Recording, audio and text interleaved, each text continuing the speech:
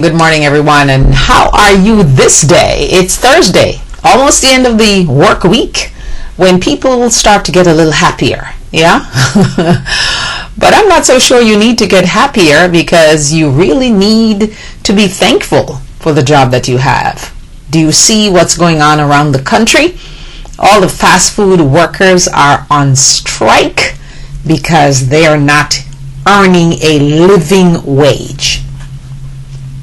And that brings me to wonder, why would anyone begrudge these people from getting a higher income?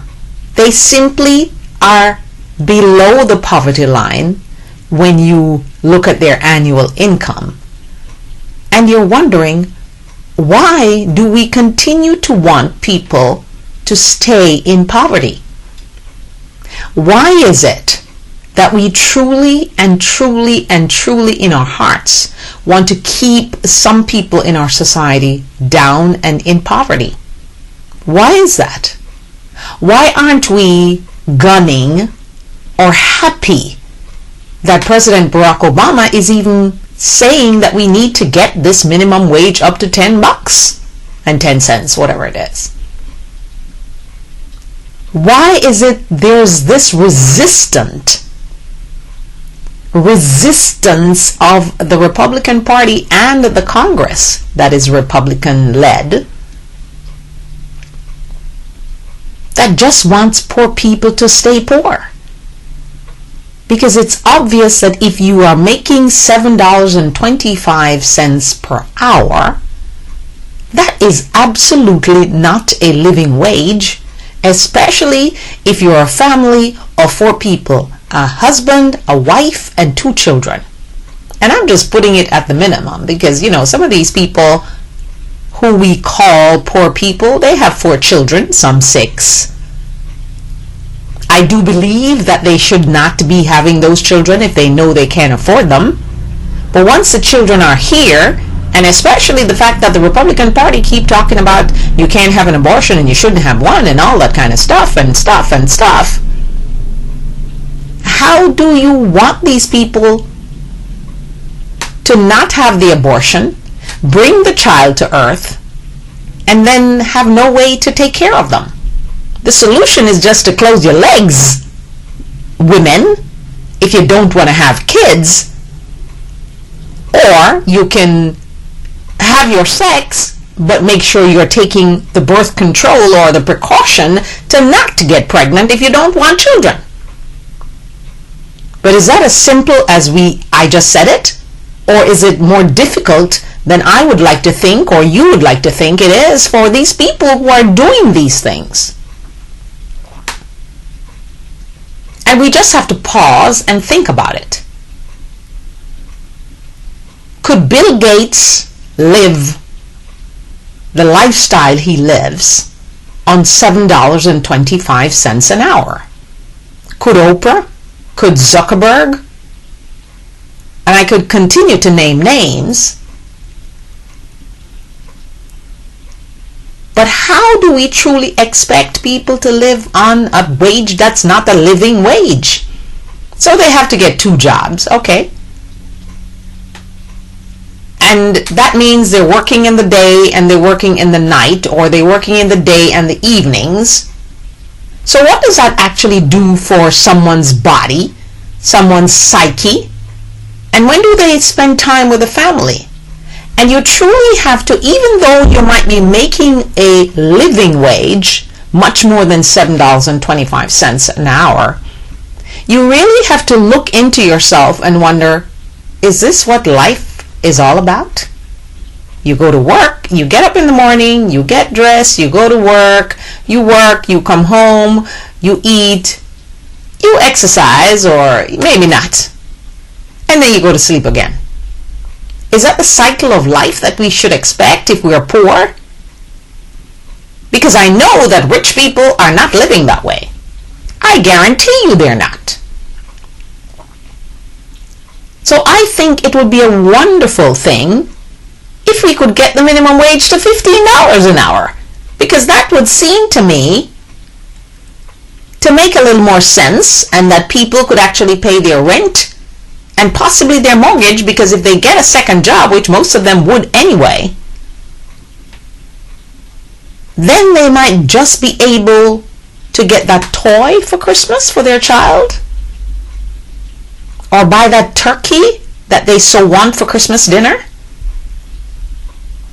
Are we going to continue to live in a selfish world of just me, me, me? And the haves and the have-nothings? Because those people who have nothing are the same people who are going to break into the house of the haves, or try to get into their world to hurt them or do something that is despicable, because we as a society are not willing to pay a living wage. Are the executives at McDonald's or Burger King or Walmart or all these other stores that people are just fed up of working for, are those executives living a life of poverty? I bet they're not. And no one is suggesting that a person who owns a company should not enjoy much more than the person who's working at the bottom. Because the person at the top obviously had ideas and drive and got out there and took risks and did this thing. So they can employ you. But should they employ you for a wage that they know you can't live on? So that encourages you to stay in poverty. I read an article, and actually I was watching something that actually says that rich people really want you to stay poor because this is how they designed it. And if you stay poor, then they'll just become more wealthy. I refuse to believe that. I just cannot imagine that Bill Gates and Mark Zuckerberg and Oprah is so kind, it seems, would want someone to be getting $7.25 an hour. So why are we getting such resistance from the Republicans in Congress about raising the minimum wage? I have heard Eric Cantor and Speaker Boehner talking about, if you raise the minimum wage, that means there'll be less jobs and people will get fired and all this kind of stuff. Are they really thinking about what they're saying? Do they even understand what it is like to live on $7.25 an hour? Yes, Speaker Boehner talks about the life he had before he went into politics, and that he had to work in his father's store or restaurant or whatever it was. But he was in a surrounding that at least his dad had a business. So hence your mindset is that you yourself should try to go out and make or do or have a business. Well, he chose politics. He chose power. Because along with power comes money. Because if you're in a position of power, it is absolutely much easier to become wealthy than if you're in a position of no power, like us, ordinary people, as you would call us. And that's the reason why someone like Pastor Rick Warren can write a diet book with his doctor friends, and he's afforded the opportunity to go on every show in the country, from Morning Joe to all the other morning shows, CBS, NBC, ABC, and sell his book because he has the power of the pulpit, the power of his congregation, the power of his name being known to do this. And everybody else that writes a book, you know, the lady who wrote the book because she had an affair with President Kennedy, or whomever else. So you attach what you do to a famous name and then you get a break. And then we think about the things we're doing on a daily basis. What I do here, what you do at your job, whether you're taking care of an elderly person or you have a big job like Bill Gates or Mark Zuckerberg or Oprah or the president. And you wonder, is this what life is? The routine that we have for ourselves every single day? Is this the way we're going to go out? So as I listened to T.D. Jakes, and he was talking about, this is an old sermon anyway, in order to get that key to what we're looking for in each of our lives individually, we have to get to the mountaintop to get that key from Jesus. We have to follow him up the mountain. We don't just get it unless we're Paris Hilton, who is born into it, and others. And even if you think about Bill Gates, his mother is the one who helped him because she had her connections at IBM. Is any of us self-made? Or we truly have to climb that mountain behind Jesus to get the key to open that door? At the top of that mountain. And we must not and cannot quit. Because some days you come, like myself, you come to the show and you're wondering to yourself, why am I doing this? Does anyone care? Is anyone listening? Why do I write a book about my problems, my daughter's almost near-death experience? Who cares? You're a nobody. Your name is not big, so why do you think your story is that important? Yes, it is important to me, to us. And I promise you that everyone who reads it will get that message, will learn something. But how do you break through that key that locks that door that you want to open, and you want to get into the pocket of Jesus and take those keys to open the door to your future, to your passion, to the things that you care about individually? And I'm simply bringing this up to you to ask you to not quit. Because sometimes you feel like quitting. But when you feel like quitting, just think of the fact that you might be helping one person somewhere, someplace in the world. Especially if you're online where everyone has access to you. And if you're on Facebook, everyone has access to Facebook. Because Facebook is not threatening. But even on Facebook, how do you get Facebook to work for you? To get you to conquer social media? Yeah, everybody tells you need to find a young kid, 17-year-old who's smart and who's into computers, and they'll help you. How do you find that 17-year-old? Because that 17-year-old is busy trying to be the guy who created Instagram or anything else. They want to be Zuckerberg. So they truly don't have time for you. How do you just get this going? That's my question for you today. How do you get your passion and your dream to market to millions around the world without having to sell your soul to do so? We'll take a break and come back in just a moment. This is the Diana White Show Live. It is Thursday, and it's the day before Friday, where we all dream of Friday. No wonder the restaurants are so crowded on a Friday. People are just saying, okay, I worked all week. I hated that job anyway, so I'm going to spend whatever money I have. And yes, indeed, Republicans, I would like you to understand how the economy actually works.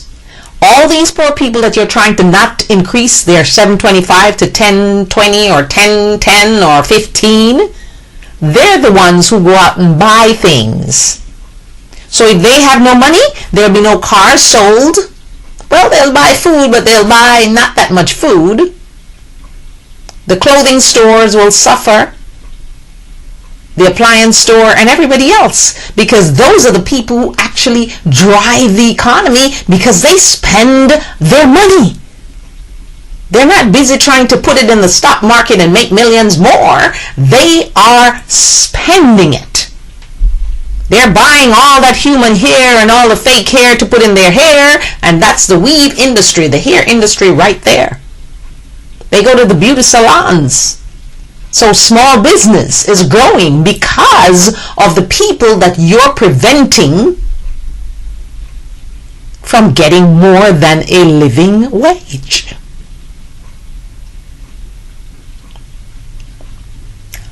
We welcome you from around the world and in the United States. My name is Diana Wright. We'll take a break right now and come back to you in just a moment.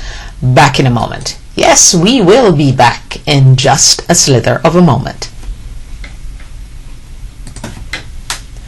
Hello everyone, this is a season of giving, and I'm asking you to consider one of your gifts to be Deadly Negligence, written by yours truly, Diana Wright.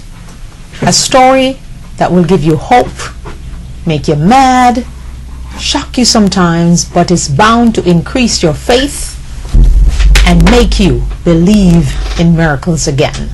So please, give Deadly Negligence as a gift, as the gifting season begins to heat up.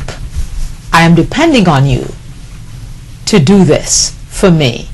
Thank you so much, and be the proud person to give a gift of the book Deadly Negligence. It's available on Amazon.com and on my website, DianaWrightTV.webs.com.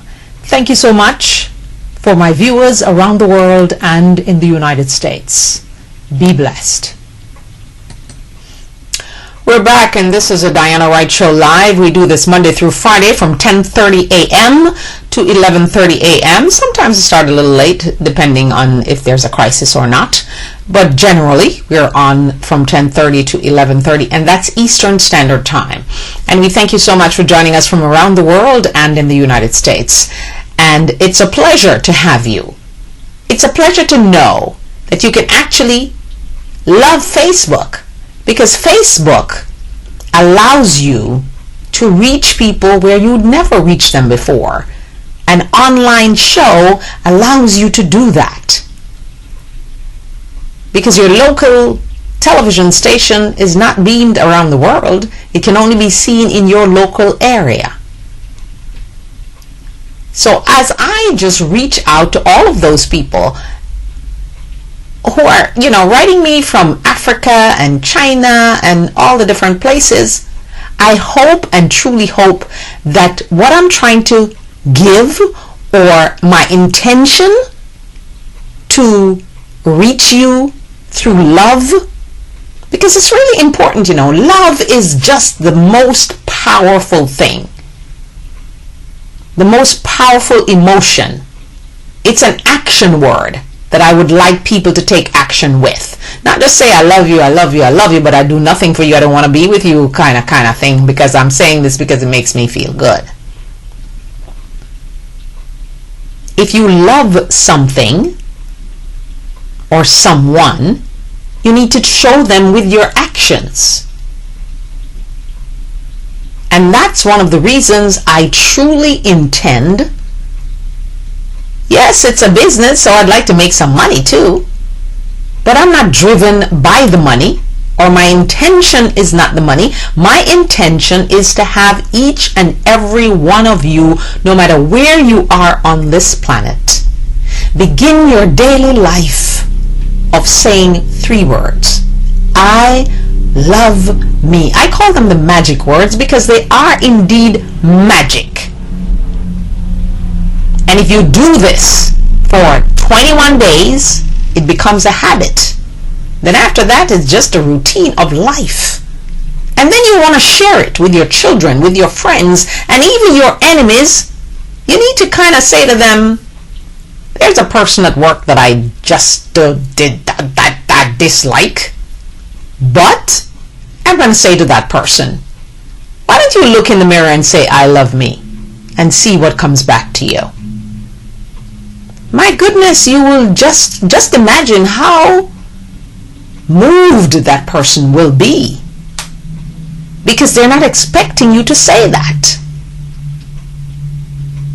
So that's what I'm asking you to do today. Everyone around you, introduce them to loving themselves. Introduce them to teaching someone else to love who they are. Because you see, if you love yourself, then it's so much easier to pursue life in general.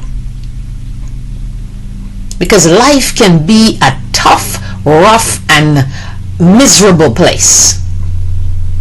We go through valleys and mountains and deep valleys and the depth of darkness sometimes for some of us. And when we come out of it, we wonder how we did it. But there has to be a mightier source that helps us through our difficult, tragic, devastating times. And when you speak your truth, you should speak it with love and with good intentions. Of course, everybody's not going to understand that, because that's just the way it is. You can never please everyone on the planet. So you love yourself and you try to please yourself first. That's a good way to start. So I just want to encourage people today to just not give up. Keep climbing that mountain. Keep looking and reaching for that key that will eventually open that door for you. Whatever your door is, whatever is behind your door, and it's just one door. I'm not talking about, trying to say, okay, I don't get door 1, I'll go to door 2. No, I want you to reach for the keys for door number 1. Because if I would sit with you face to face and share my story, my daughter's story with you, I guarantee you after 5 minutes, you'll be crying. And at the end of it, you'll be asking me, how did you do it? How did you survive? And it's simple. It had to be God and His Son Jesus. There could be no other way. And hence, you go back to the Bible and you talk about Psalm 23. And there's a verse that simply says, yea, though I walk through the valley of the shadow of death, I will fear no evil. For thou art with me, thy rod and thy staff, they comfort me. And that's truly, truly, truly something for you to actually believe in. Because, as kids, we all recite that 23rd Psalm, and we know it by heart, but have we ever taken time to penetrate the verses in that psalm? The Lord is my shepherd, I shall not want. Who says that? Is that for real? God, am I truly saying that? You are my shepherd and I shall not want? What about the things that I want that I can't have or that I can't buy because I have no money? Because I'm earning $7.25 an hour and it's not a living wage, God. What do you say to me? Those are the questions I like to ask. And you should be asking too, and looking inside yourself for the answers. Because it's not going to come from someone else. It comes from within you, your soul, your spirit. This is not the show I plan to have today. But here I sit speaking to you from my heart. And hope it gets through to you. Hope you pass it on to someone else. And that someone else will pass it on to someone else. Because it's really, really, really important for us to love ourselves and never ever give up. No matter how high the mountain seems, and those keys seem so elusive because they're in the pocket of Jesus and you just need to get them to open up your door. So I hope I can encourage you to continue the fight and the journey to get to those keys. Because you just never know who you're helping along the way to get to your keys. So we see that Paul Walker, the Fast and Furious movie star that died in his Porsche over the weekend, tragic.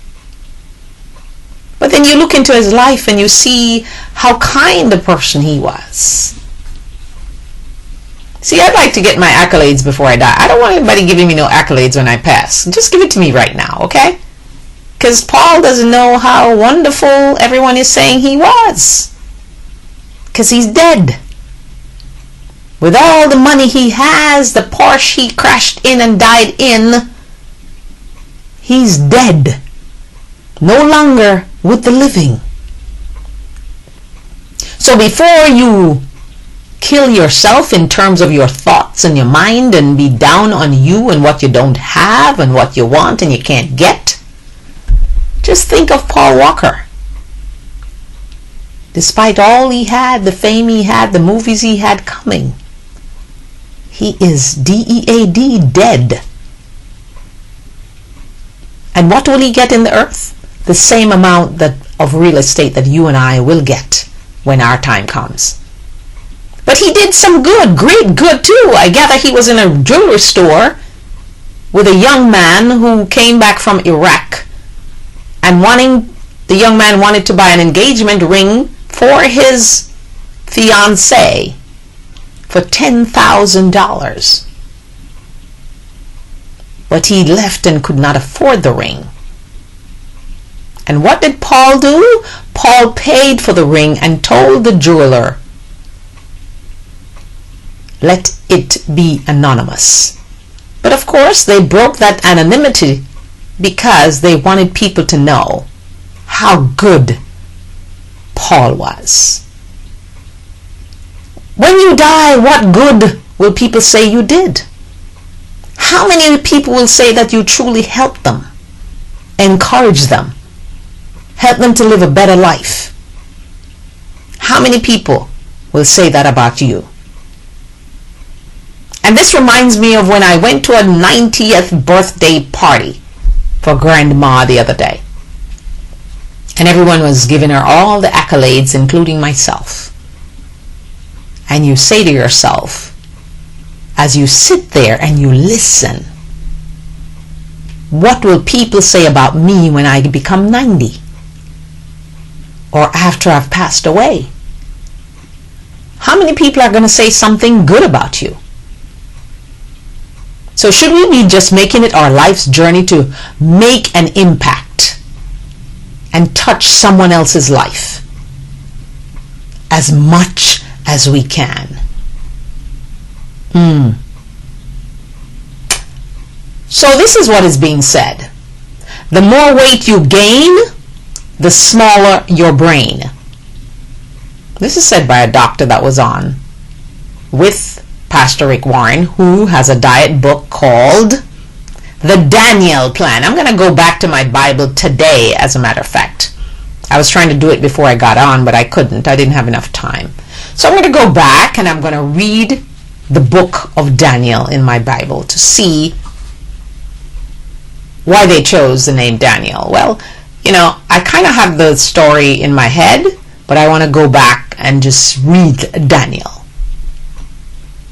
Because 21 days, you form that habit. You can, anything you want to do in your life, just give it 21 days before you give up. And it's a 40-day plan is what they're calling it. Apart from being the Daniel Plan, they want you to be on this diet for 40 days. Because after 40 days, you actually will become addicted to the diet plan. They're also saying, only eat the food that God made and don't eat the food that man made. So the question I asked Dax yesterday on Wellness Wednesday was about food that I watch. There's a program called The Food Factory. I watch everything on television. I just don't watch the gun shooting kind of thing because that's just not my thing.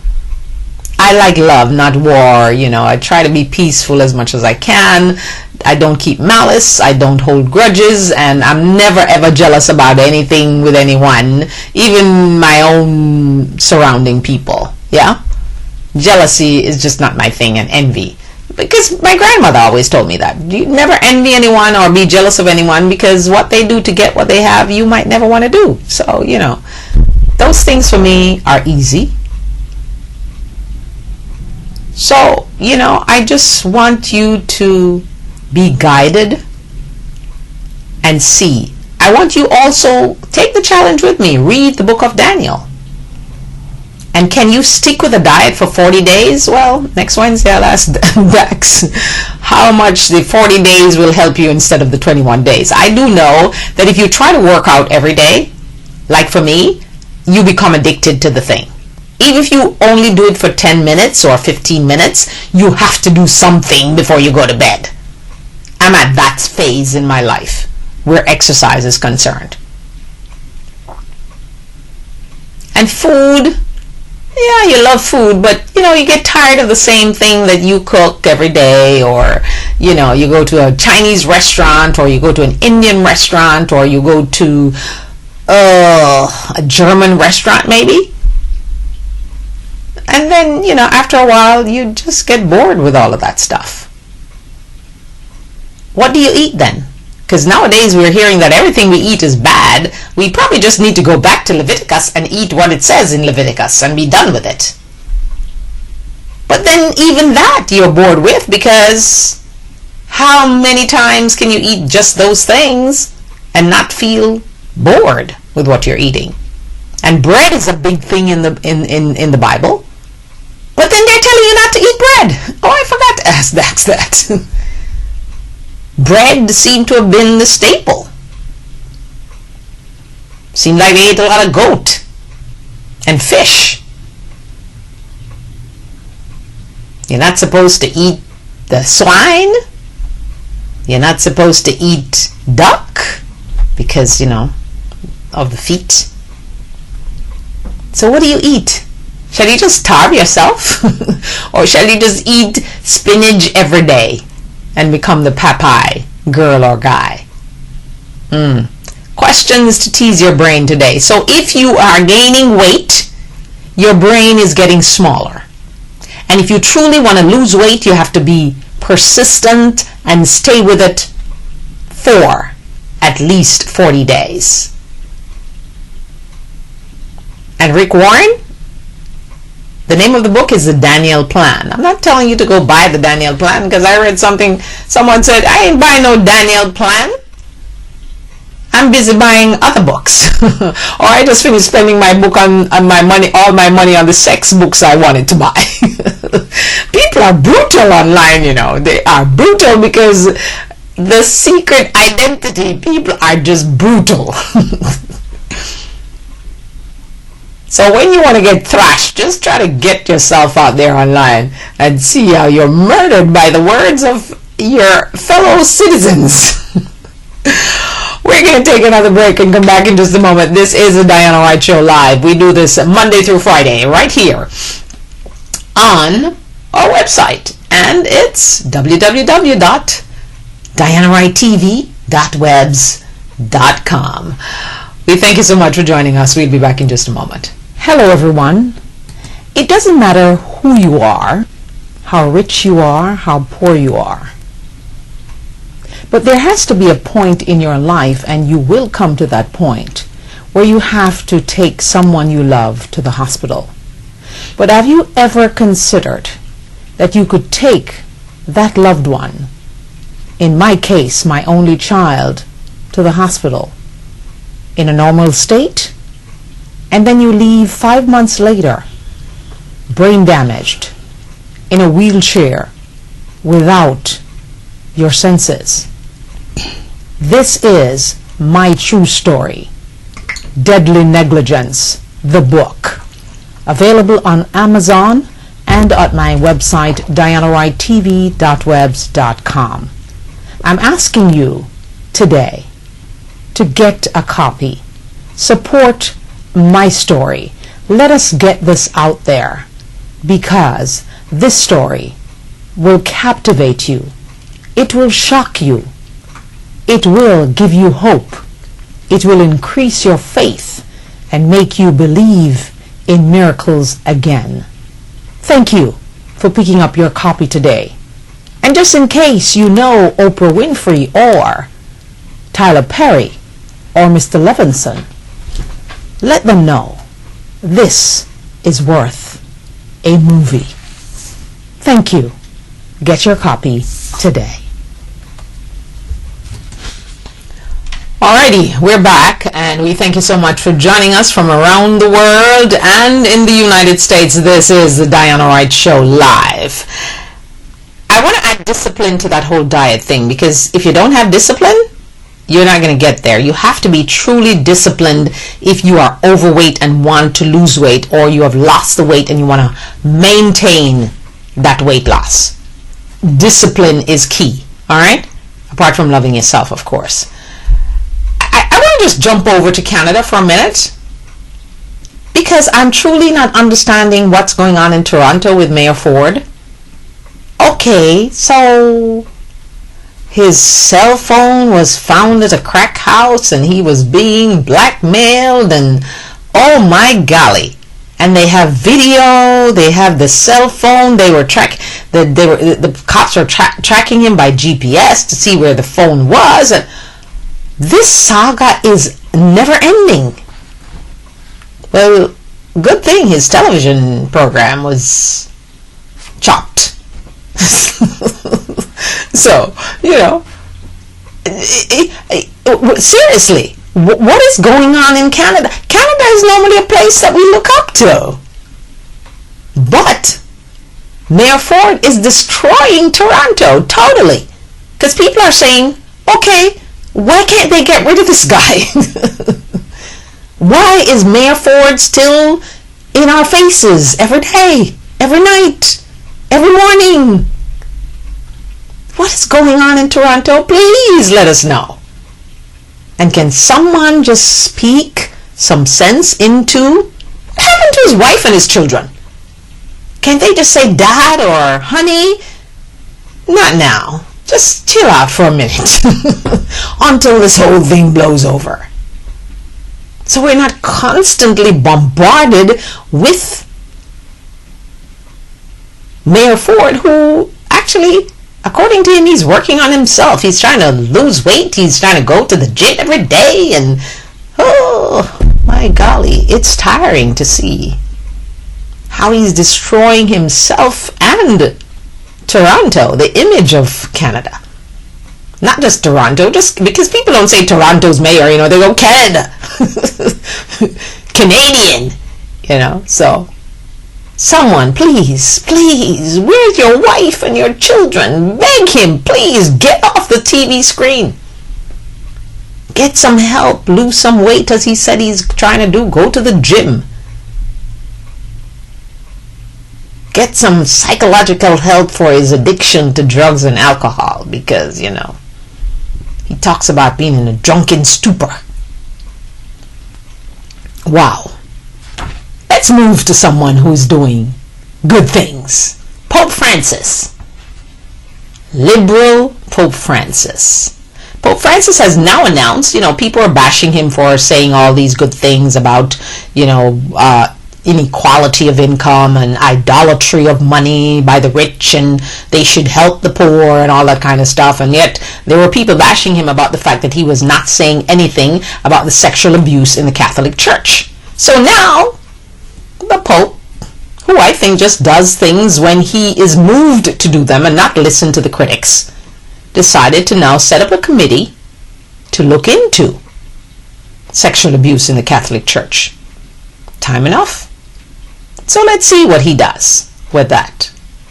But you have to love Pope Francis, who was actually a bouncer before he became a priest. Yes. And they show this picture of him with his arms clenched, and he really actually looks like he could have been a bouncer for real. And everybody's making a big deal about him stealing out at nights and going to visit with the poor. He did that in Argentina. Why is it such a shock to everybody? And he's a priest before he's a pope. He still cares for the poor. He still does not want to live in the mansion part of the Vatican, but chooses to live humbly. How many of us could do that?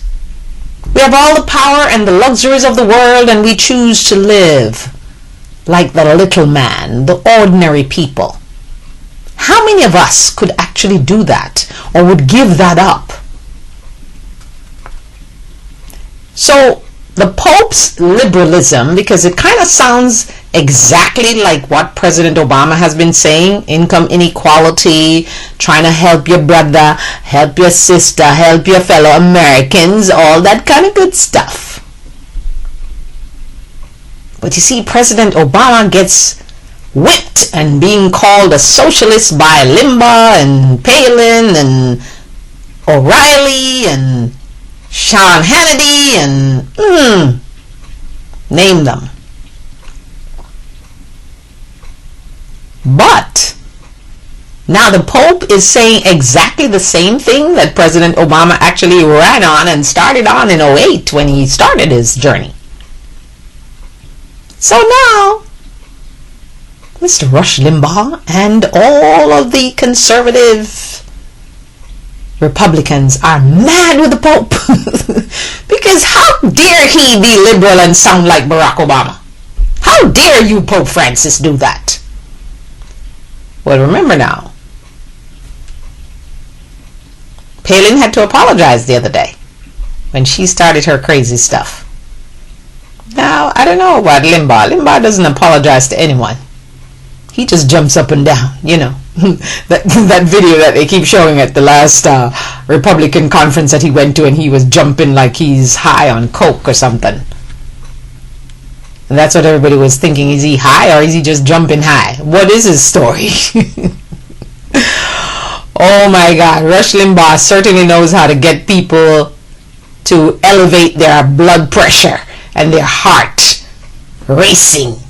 Because I just think he says these things for shock value. Do you really think that Rush want to take on the Pope?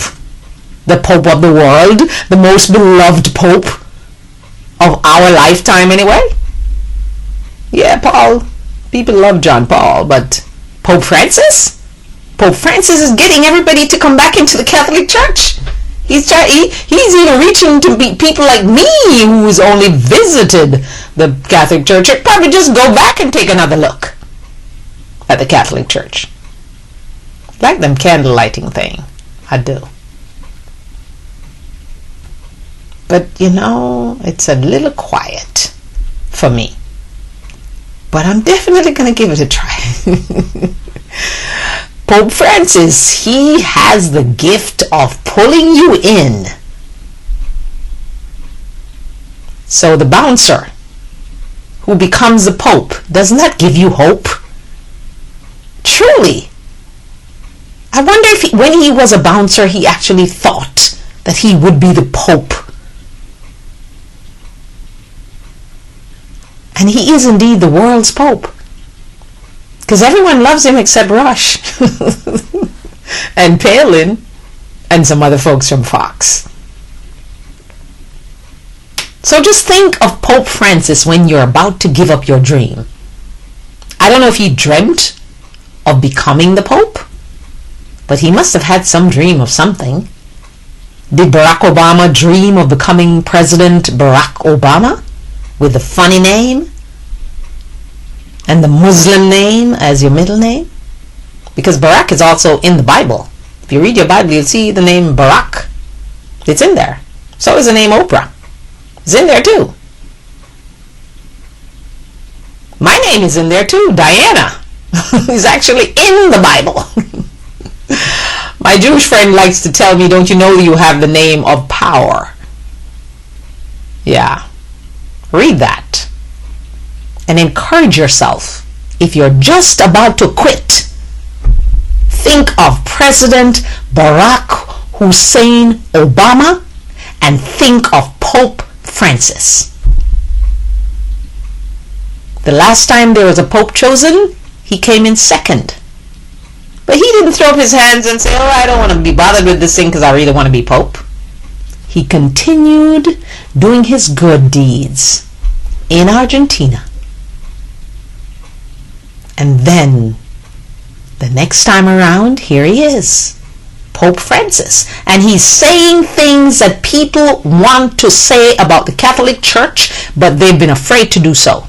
He wants those priests to get out in the community and help, as opposed to dressing up in those robes. I gather when he goes out in the streets of Italy in the night, he wears a regular priestal kind of thing as opposed to that Pope robe that he seems to not like very much. So seriously, if you're about to quit at anything you're doing today, I ask you to think of those two men. One white, who is Pope Francis, and one black and white, who has a white mother and a black father and a funny name, President Barack Hussein Obama. And then that should give you a kick to get through the day. We're going to take another break and come back in just a moment. This is the Diana Wright Show Live. We thank you so much for joining us today, and we hope that you will stay with us as we go live.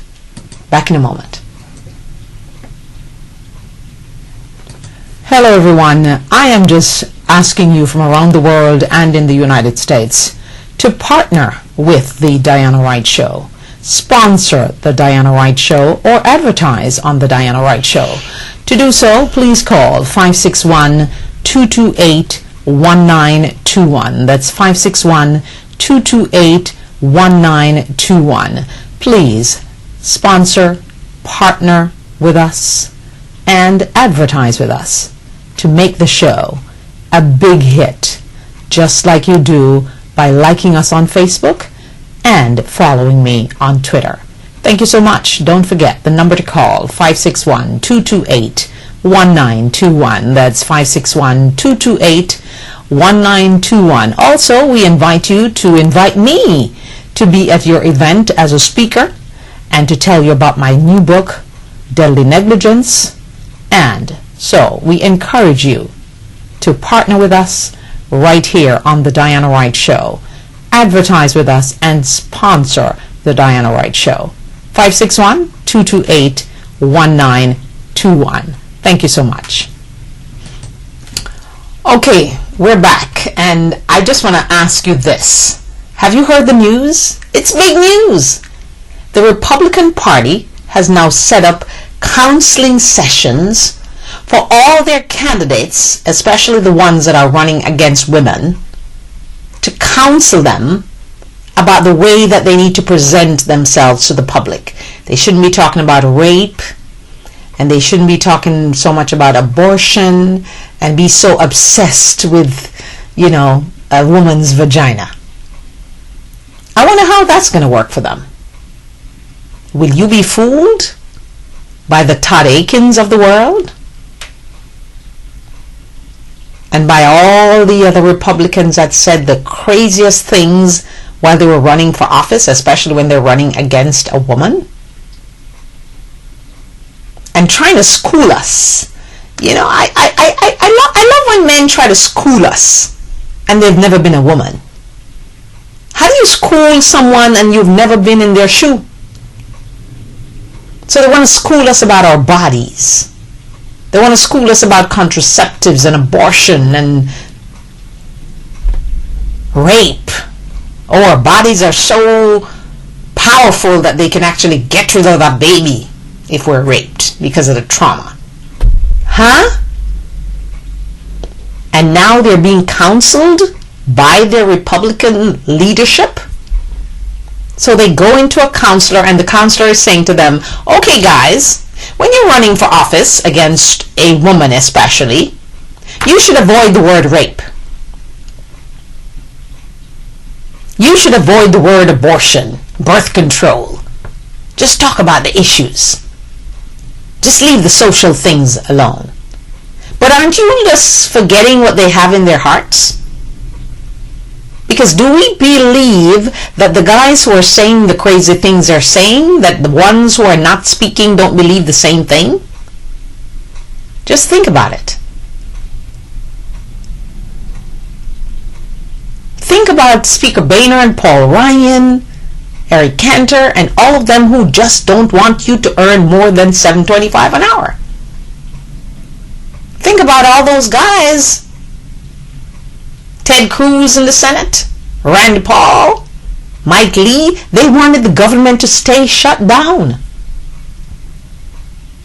They wanted us as a people, as a country, to go over the cliff and ruin the world's economy. Just think about that for a minute. That is some powerful stuff for you to think about. And I really would like to have a close-up conversation with the woman who votes for someone who goes to Washington and fights against their personal issues. And who are these people that keep voting against themselves? Because if you check, all these Republicans that are in office, they didn't get there by osmosis. They got there because someone voted for them and they beat their opponent. So why do we keep voting against ourselves? Are you telling me that there are no poor Republicans in the United States of America? There are no poor Republicans that are on SNAP? There are no poor Republicans that would love to purchase insurance on the Affordable Care Act exchange? There are no poor Republicans who are hungry, who are homeless, who are living in their cars and under the bridge? Please tell me. And all the Republicans in office that are fighting against this rise of the minimum wage, do they have anyone in their family that earns $7.25 an hour, or are they all so fortunate? We need to go join them and become a Republican.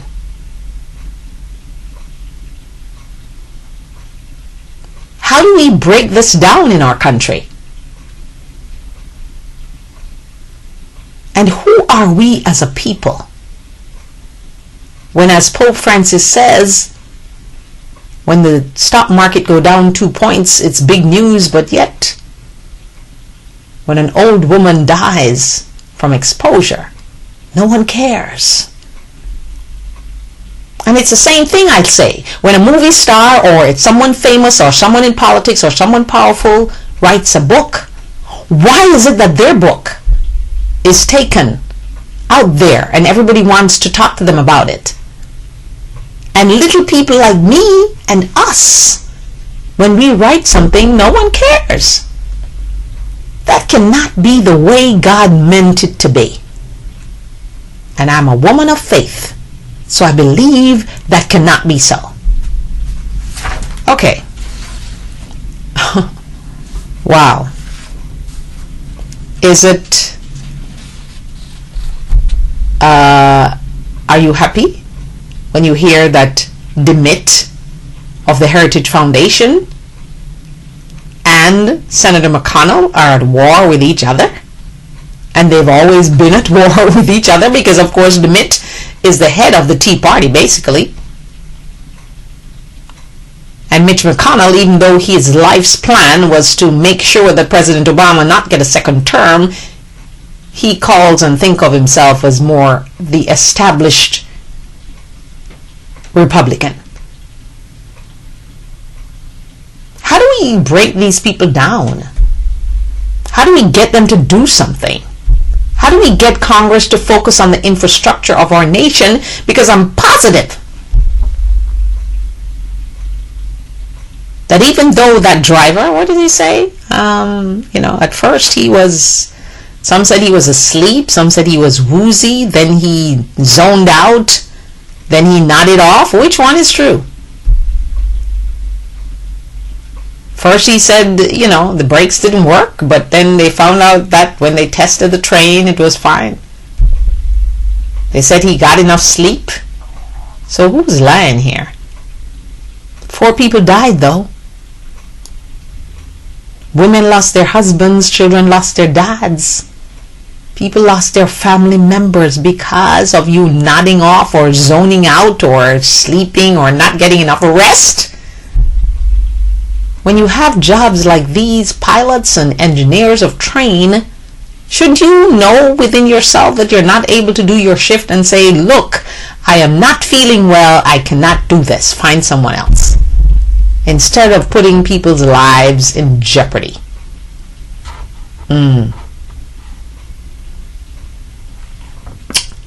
When we come back, I want to talk about taking your shoes off when you go to someone's house. Is that okay, or is it not okay? I think I'd like to find out. But at least I'd like to raise the question so you can give it some thought. This is the Diana Wright Show Live. Thank you for joining us from around the world and in the United States. We'll be back in just a moment. Remember, April 30th, 2014 is International I Love Me Day. I want you to start thinking about what will you do special for you on that day. Share it with me on Facebook and Twitter. And join the conversation on the Diana Wright Show, Monday through Friday, 10:30 a.m. We are live. The number to call, 561-228-1921. That's 561-228-1921. Join the conversation. Like us on Facebook. And follow me on Twitter. Okay, you do remember that April 30th, 2014 is International I Love Me Day. And I truly want you to think about that. You don't have to necessarily buy my t-shirt. I'd love for you to buy one. On my website, it's available in my web store. Along with my book is also available, not just on Amazon and Kindle, but it's also available in my web store. Okay? So think about that. Loving yourself, celebrating yourself, appreciating who God made you to be, and of course the fact that you're still alive and you're not dead. And once you're not dead, there's hope. That's a big word, Remember President Obama wrote that book, The Audacity of Hope. Wow. The First Lady said he promised her an interesting life. My golly, how many of us would want to have that interesting life promised to us by our spouses or our date? Because at the time, it was a date. Yeah. Think about that. So, is it okay for someone to ask you to take your shoes off when you go to their house? Or is it that you should know that the etiquette is that you should take your shoes off or ask the host or the homeowner, is it okay to keep my shoes on? Now, in some cultures, you just have to do that. I think in some of the Oriental cultures, in Hawaii and in Canada and some other places, it's just part of the culture. So you know that once you get there and you're being invited to someone's house, you take your shoes off. But what about here in the U.S.? There's no cultural thing that says you have to take your shoes off. So is it okay for someone to ask you to take your shoes off, namely the homeowner? Or should you just know that one lady said, they should know it's the right etiquette to take your shoes off? Lady, I am not taking my shoes off unless I'm asked to take it off. If I go to another country where that's the culture, absolutely, I will comply. But here in America, I'm not going to voluntarily take my shoes off, because there's no cultural thing here about taking your shoes off. And I don't think that qualifies as etiquette either. What etiquette is it to take my shoes off unless I'm in Canada, Hawaii, Japan, various places in the Orient? Now that's their culture. So if we want people to take their shoes off automatically, because just next door in Canada they do that, we should include it in our social etiquette. But I don't think people should automatically know that they should take their shoes off. Yes, if I go to someone's house and they have a white carpet, I take my shoes off voluntarily no matter where I am. Because I have the fact in my head, I'm going, oh no, I don't want to mess up this white carpet. But sometimes, do you know that your bare foot is dirtier than your shoe bottom? Because, you drive in your car all the time and the shoes didn't get that much earth. But all those oils and potions that you have on your foot might just be worse than the shoe. Just think about that for today. Oh my goodness, we thank you so much for joining us today inside the Diana White Show. We hope, certainly, that you have been lifted up or made to think, or we managed to stimulate your mind in some way to not give up with this show today. As we thank you so much for joining us from around the world. And I cannot close this show without saying hello again to Monique in China, who is inspired and remembers me from Jamaica on television there and enjoys the show and goes through Facebook. Thank you for doing so. Pleasure is all mine.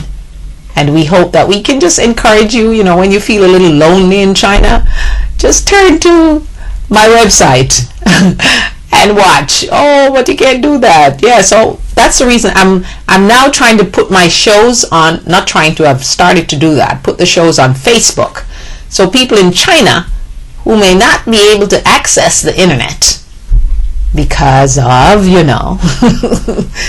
they're able to watch the show on Facebook also. So we're going to try to do that on a daily basis. Sometimes we may not do that, but most of the times we're going to try to put the show also on Facebook. So when you go on Facebook and you go to put in Diana White and you go and you will see the number of the show. Okay, so 245, 218, whatever the case is, and just click on that and then you'll be able to watch the show on Facebook if you're not able, like Monique in China, to watch it on the internet. Thank you so much for joining me today, and we hope that you are blessed on this day. And as you go closer to your end of your week, you will find the strength to continue climbing that mountain and finding the key to get to your passion and your dream. If you love something, set it free. If it comes back, it's yours. If it doesn't, it was never yours. Even sometimes when we're doing things, we need just to be a little more patient, and we need to sometimes let go and let God. Have a great day.